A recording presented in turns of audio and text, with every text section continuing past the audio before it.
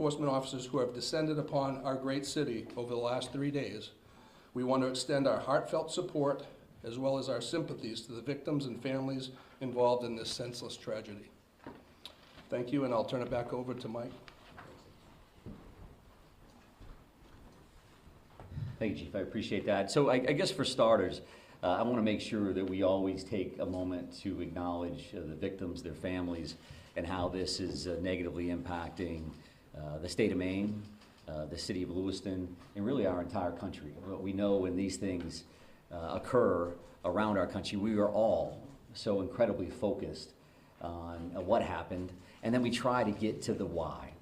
And there are certainly times when we can't quite figure out the why, because every one of these situations is so tragic, so outside of the norm, that it makes it difficult for community members of all types in all locations, East Coast, West Coast, it doesn't matter, to fathom how these kind of things can occur in the greatest country in the world. So we're going to continue to work towards that. And as a piece of this, I wanted to come in and really speak to the partnership that we are committed to have with you. And as we start to really flow into an operational period, we have more of a pattern to see what we're doing day in and day out. I'm going to commit to you to have a morning briefing every day at 10 o'clock right here in this location. As you can imagine, some of those briefings may be longer than others, but I want you to know that you're going to see us in the morning. And we're going to go over what happened overnight, and we're going to kind of talk about what the plan of the day is. And I'll speak to that plan of the day here in just a second. I would also say that we will certainly be considering afternoon briefings as well. If something new came up or something that we believe would be helpful for you to know and the communities to know, then we'll get back to you. Either way, you will receive a communication from our PIO, Shannon Moss, either saying we're going to have a briefing or we're not, so that you kind of have some idea what your day and your afternoon is going to look like as well. So I would also say that these daily briefings, as you can imagine, will be more operational in nature, that our families, our communities, our loved ones are always going to be in the forefront of our mind and certainly in our hearts. But we do want to talk to you about this is what we're going to do, this is what we did, because I know that's incredibly important to you.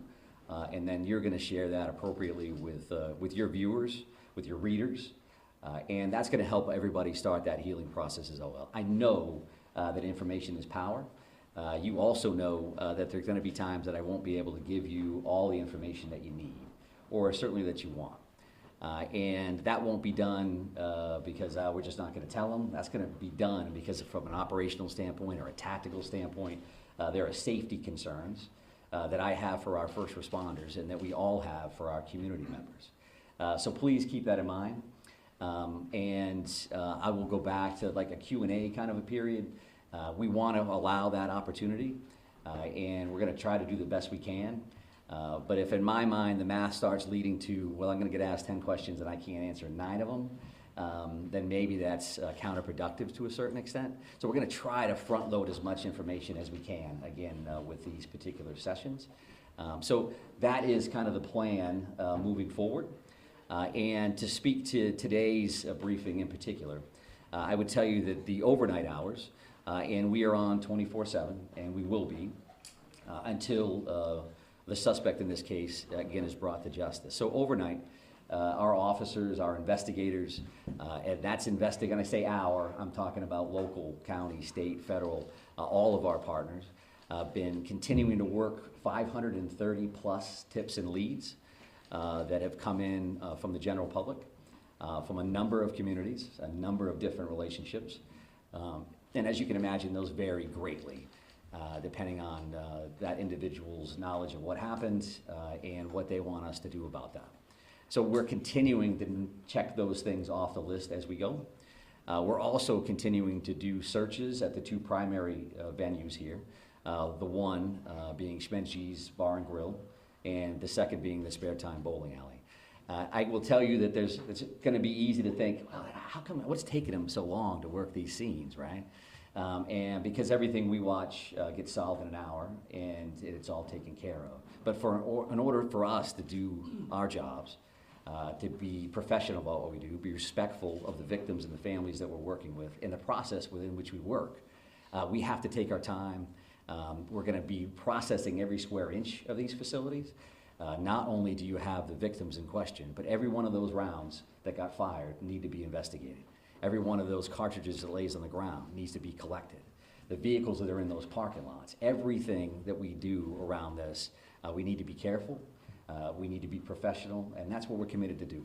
So I would expect that we're still days away from completing those particular investigations, those particular crime scenes. So you'll continue to see us at those locations without question. And because of that, there are also affidavits, and affidavits are essentially the first step in a search warrant or an arrest warrant or whatever that looks like. So we're continuing to draft affidavits ultimately for search warrants around any kind of digital media that we're hoping to attain or investigate. That could be phones, that could be computers, that could be video from any location. So our officers, our investigators continue to work on that material. And so that's a lot of that stuff overnight, as well as using that 3 o'clock, that 4 o'clock in the morning, using that time frame to kind of plan out what the next day is going to look like. So we've trying to get some people rotated through for operational periods. We're going to get them some rest. Now let's plan what the next day is going to look like. We have a morning briefing, which kind of kicks off and says, this is what's going to happen. We need a team to go do this. We need a team to go do that. This is who our team leads are. This is the process. And then we let those folks loose to go do the good work. And we're going to try to share some of that information with you. So as we discuss that, we have some maps and some additional information up here with us right now. I will talk about a couple of these locations here to the best of my ability. Obviously, there's a lot of us here, and this isn't ideal as far as these maps go. But if you look at this boat launch overview as an example, this dot here is that Lisbon boat launch area that we've discussed. That's where the suspect's vehicle was located ultimately, that white Subaru station wagon. And I will also say that we'll have these 3 primary maps, but this QR code here, and whether you can get it from your seats or come up after the fact, will give the digital version of those, so you have those readily available. You certainly understand how all of that works. So we talk about that boat launch area, and that particular location is 501 Lisbon Street. Pejebscott Landing. Pejebscott Landing is at this location. I believe we have some of our friends from the media that are out in that area now.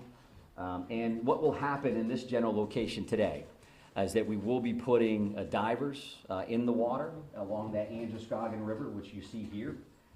And that's going to look like a couple of different things. So the very first thing that you're going to see out there is you're going to see some air resources that will fly over this particular area.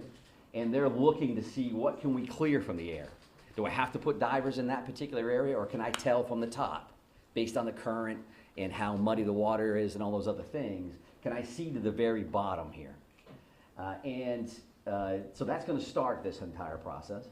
Then there's going to be some screening and some divers that are actually in the water that may start on this side by the boat launch and will continue on this side. I would envision at some point that we'll be moving over to these particular locations here for ground searches as well.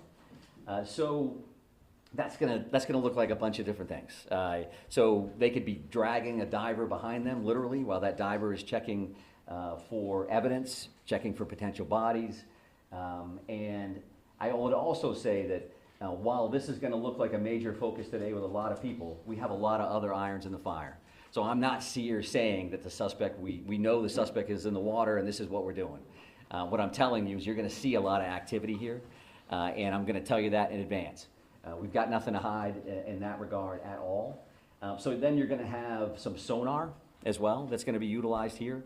And that can look like a couple of different things. A remote operating vehicle, an ROV, is divers could use that.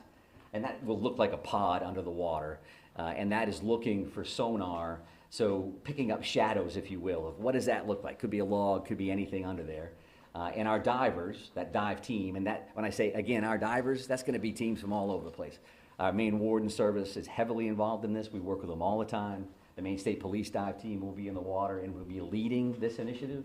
So that's what we'll see here with a couple of different kinds of sonar. And then along the shoreline, you're gonna see a line search, if you will. That means literally officers on line as they're working that shoreline.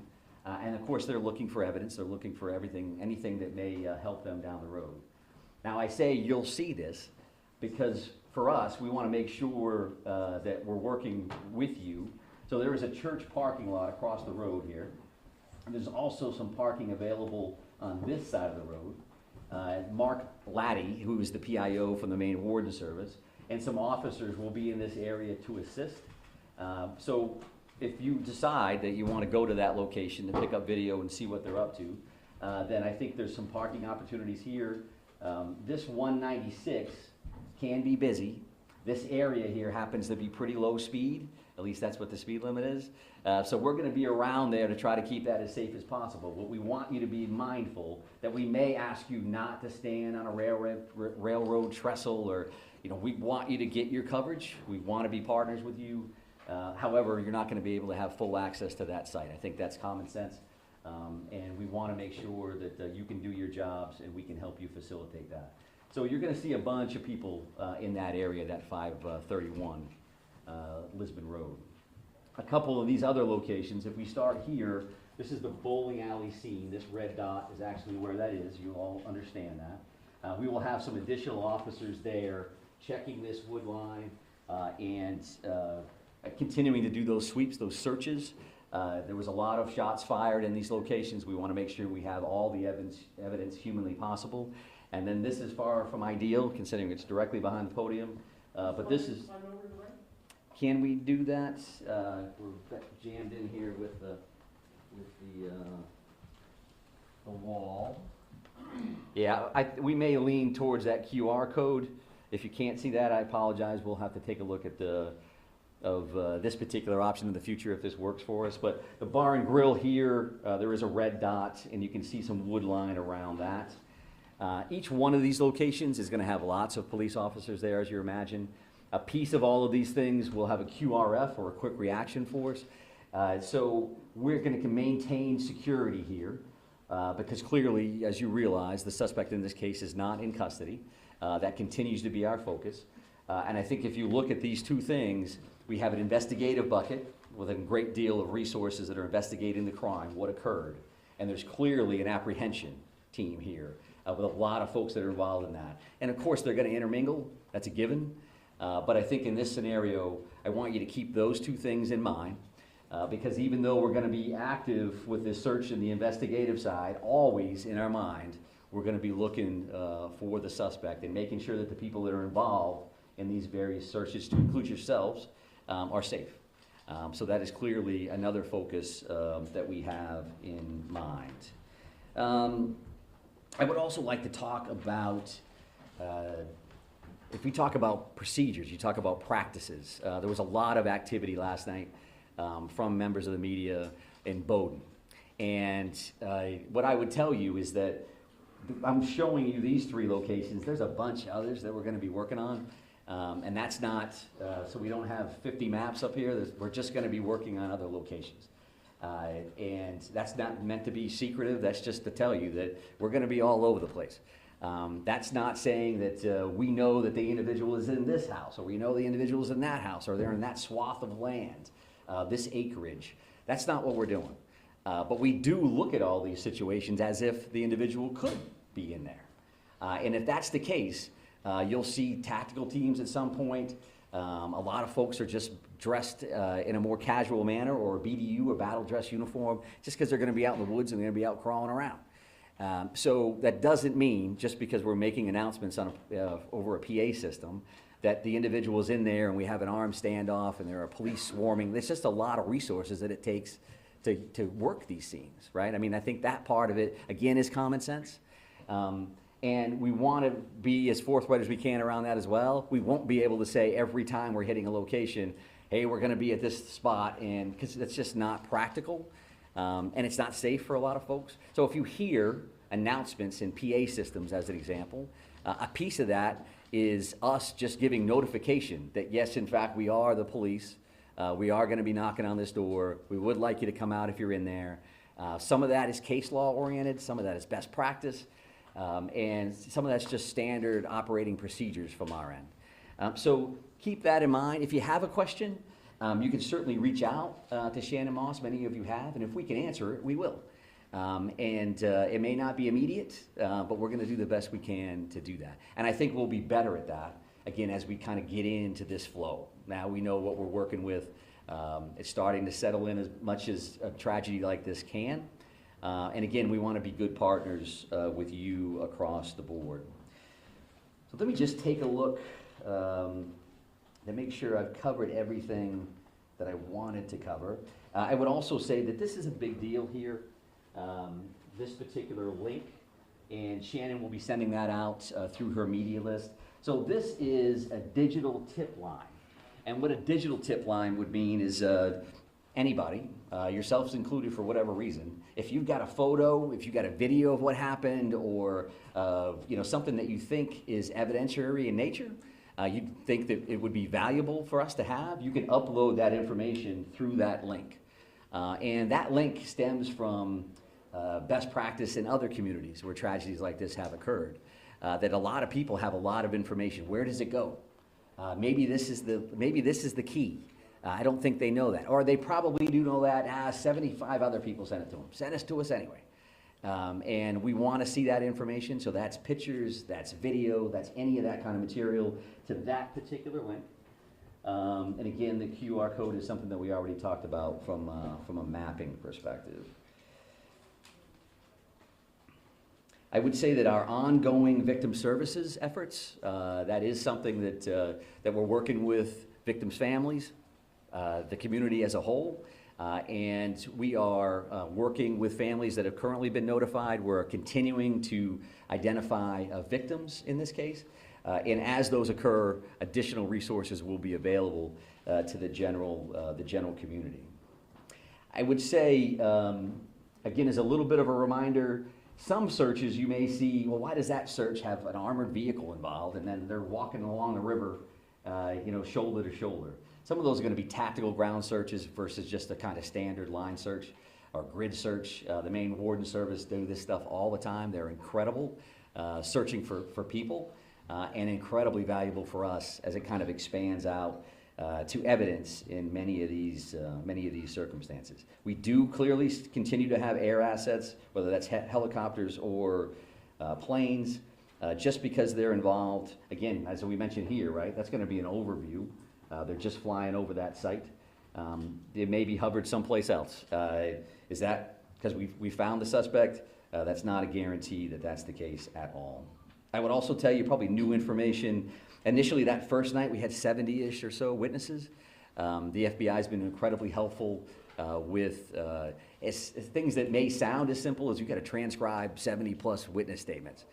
They're bringing a lot of resources to play, and so we're continuing to do a lot of that work behind the scenes as well.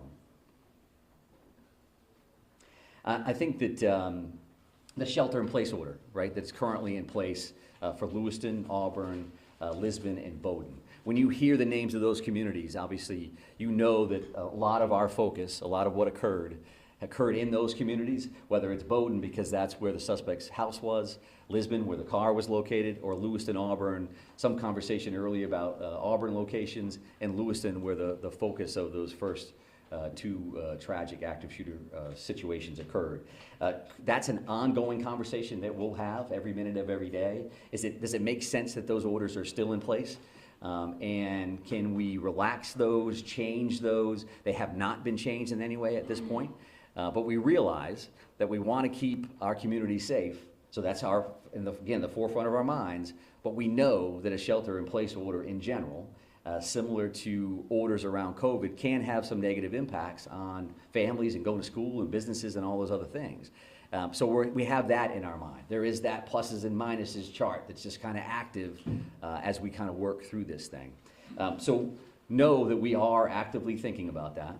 And truth be told, working with, specifically right here in Lewiston, working with our officials, working with Chief St. Pierre, working with the mayor and others, having conversations about what does that mean?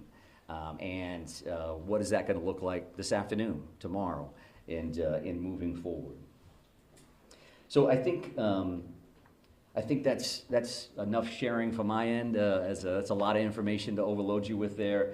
I would want to come back, however, to say that there's a lot of stuff going on here, but what matters to us, again, is the safety of our communities, the safety of our residents.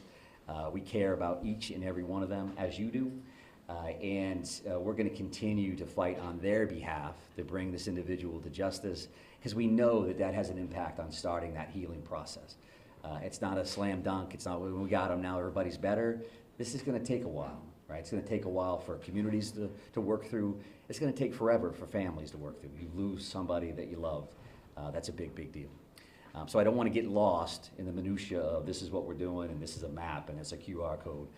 It always comes back to this other stuff for us.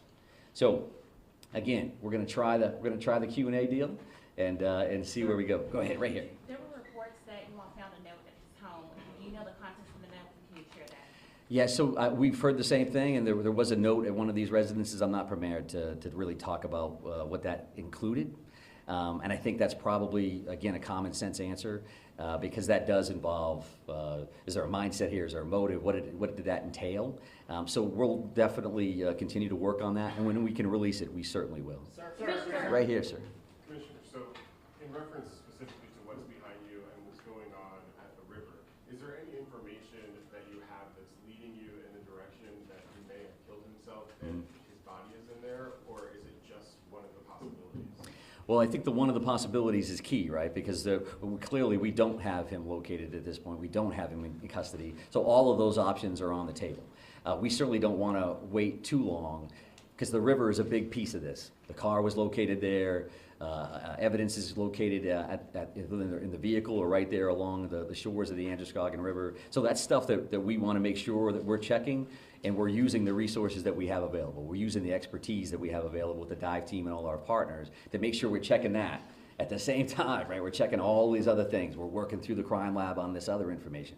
So all of those things are occurring at the same time. I would also state, and I want to make sure that I say this because they've been very, very helpful. The Brookfield Power Company owns 2 dams, operates 2 dams in this area. And they've been very cooperative. You know, they live it every day.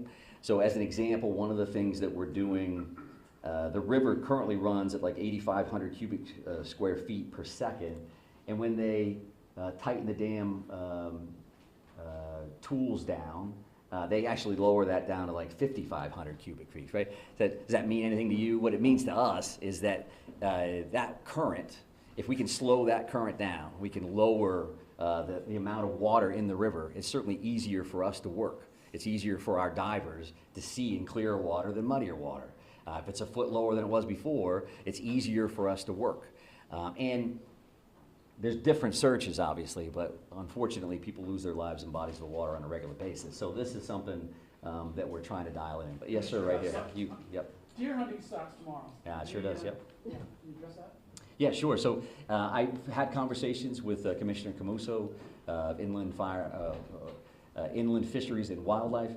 Judy's great. We are having those conversations. I would expect to hear more about that later in the day. It's a big deal in Maine. It may not be a big deal for a lot of people from other communities, but we know what that's going to look like. We also know we're in the woods.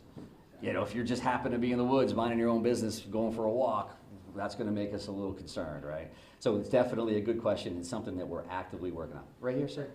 You talk about this tremendous amount of assets here and the search for him. Can you talk about the pressure you guys are feeling to find him, to give this community some sense of answers as this enters its 3rd day? Yeah, sure. I think, you know, pressure is one way to put it. I mean, we're concerned about the victims, their families, and our communities. I'm concerned every day, 24/7, 365, at this point for 30 years. That's why I got into this business. We do want to help people. We do want to make them safe. Making them safe and making them feel safe may not necessarily be the same thing either, right? Because I think our law enforcement partners, our first responders around the state, everybody is dialed in. They do that all day, every day. This is clearly a completely different animal. So for us, we want to make sure that we bring this individual to custody. But we got to do it right. We got to do it the safe way. Don't want to see anybody else get hurt, certainly our people and our community members. So we want to make sure that we do that right. We're not going to be rushed, but we're running right on that level. That we're going to work as hard as we can, as fast as we can, with as many resources as we can to try to bring some kind of closure. Commissioner, Right here, ma'am? Right here, ma'am? We understand that the family is Sit down, being sit down, sit down. we understand that the family is being cooperative. What are they telling you? Oh, I think that whether you see the 530 tips and leads overall, I think we're seeing a lot of cooperation across the board. I'm not going to speak to anybody in particular, but I think there's a lot of cooperation. There's a lot of compassion here. There's empathy that people understand what happened here, not only to the victims, but again to the state and to our country. So people are coming forward. They are participating in the process, and that's just the nature of the beast. But I'm not sure I answered it. So go ahead and follow Yeah, up. I'm so sorry. That's okay. Specifically the family of the suspect. We understand they are cooperating. What are they telling you, and how are they helping you in the investigation? Yeah, so I won't speak again specifically to what anybody said one way or the other, but we do appreciate everybody's cooperation because we know that this is difficult for everybody. No matter how you could be the neighbor of somebody. This is tough for people to digest and understand and to try to work through. So right here, sir. Right here. Thank you very much, sir. Yep. Specifically warning, forget about information. Families told multiple news outlets there were warnings provided to law enforcement. Which agencies received those warnings, and did you think at any point that it might warrant a yellow flag pursuit? Well, I'm heavily involved in the yellow flag conversation overall, but the reality for today is I'm not going to talk specifically about who knew what and when. We're still actively involved in a very dynamic situation here, and we're focused on an individual that currently has 8 warrants out for murder. We're trying to figure that part out, trying to bring him into justice, as well as investigate this crime. There will be a time. Can you when confirm the warning, though? Can you confirm warnings were issued? I cannot. I Well, cannot I confirm might that. say, So, sir, yesterday, Sir, right here, yesterday, you. the Senator Collins said that the yellow flag law should have been enforced in this situation. So as you stand here today, what is your response to that? And also, as you stand here today, was law enforcement notified of the threats that he was making, of his condition? Were they aware of it, and what steps were taken to investigate that? Yeah, I appreciate the question, and Senator Collins is great. We have a great federal delegation that works incredibly hard on behalf of the state of Maine. I don't know exactly what the good senator said. I respect her a great deal. So I won't answer to any comments that she made. If that's her perspective, based on what she knows through the general public or otherwise, then that's fine. She certainly has the right to do that. But based on what I've seen, we're going to continue to work through that. We asked good questions. It may have been you, sir, around the firearm itself. And there's going to be an opportunity. The ATF is here. The ATF is working with us. They have been there since the first second. There's going to be an opportunity to answer all those questions and figure out, so was that a violation or not? It's also an opportunity from an educational standpoint to talk about what that really means, what that really looks like, and what the options, in fact, are. Right, the thing is that folks want to know. I'm gonna go over here though, sir, so I appreciate the follow-up and the initial question. You, Talk about timeline yesterday, 911 calls, do you have the time, precise times that police arrived on the scene? arrive, no. So it was 6:56 for the initial call, and then 7:08 for the second call, multiple calls for each location. And so that's what I had. I don't know exactly when they arrived, other than to say these calls in any scenario are a priority, to say the least. So everybody's going, and they're going as fast as humanly possible. So that's the. I'm not done answering the first question. So was that enough, sir? Does that make sense on that? I will take a look at the arrival time so that we have that information, and we may be able to provide that at a different. And I would say this, okay? The way this is going to work, just so we're all clear, the way this is going to work is if we have a Q&A and you ask me questions and I attempt to answer them, as soon as we start yelling over each other, I'm done, just so we're clear. And we don't want to do that. We're trying to be as cooperative as we can across the board, but we'll be back another time, and we're just trying to figure that out. Yes, sir, right here. Thank you.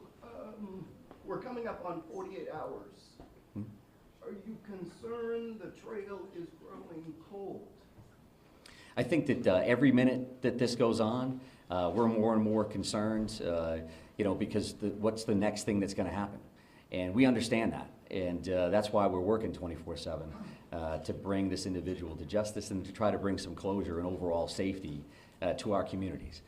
So yes, we feel that just as much as the community member does or any of us. This is a privilege. This is an honor we have to do something about these tragedies when they occur.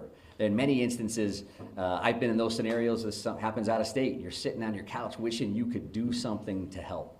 Well, we're in a position to do something to help, and we will. There's no question in my mind that we will bring this individual into custody one way or the other. I'm going to take one more question from you, sir, and then we're going to be done. Confirm that you've identified 16 out of the 18 bodies, and if so, can you confirm the demographics, please? Yeah, and I think that that may be a question, the specifics may be a question for a future briefing. We have identified and notified the families of 8 of the 18 fatalities that were involved in this incident. We mentioned those 8 murder warrants, and the reason why we have 18 victims, we only have 8 of those warrants. That's because 8 of those people have been identified, and 8 of those people, the families have been notified, which is certainly key for us to make sure we get that right. But further demographics around that, the colonel gave gender yesterday, and we'll take a look at ages and some other information. I'd like to be able to, so I'd like to be able to honor the group of victims by talking about them in a specific session that I would view coming shortly. 8 of the 18 have been identified and notified, not 16, and I don't know where that came from. So thank you very much. I do appreciate it. We will see you again along the way. Thank you. Robert Hart in Maine. Hold still, everyone. Come on, hold. Move out.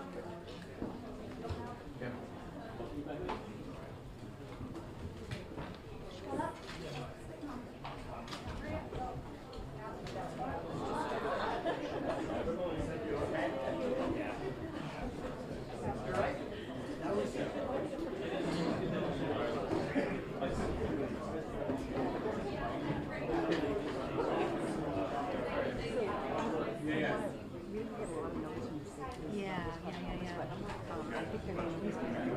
Every day, okay, yep.